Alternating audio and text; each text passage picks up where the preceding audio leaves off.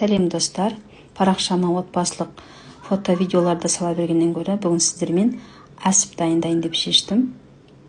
Ол үшін мендегі қысқы соғымнан қалған жылқының ішкі құрылыстары, бүйрек, жүрек, өкпе, бауыр барлығын жарты сағатта қайнатып алып, ет тартқыштан тарттым. Оған сарымсақ, пиязын қостым.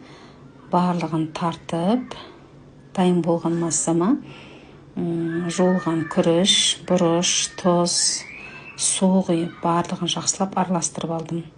Әдетте әсіпті сиырдың немесе қойдың шегіне салып дайындайды. Менде ол болмағандықтан мен ас пленкасына салып, формасын келтіріп, екі шетін буып, ортасын байлап дайындап алдым.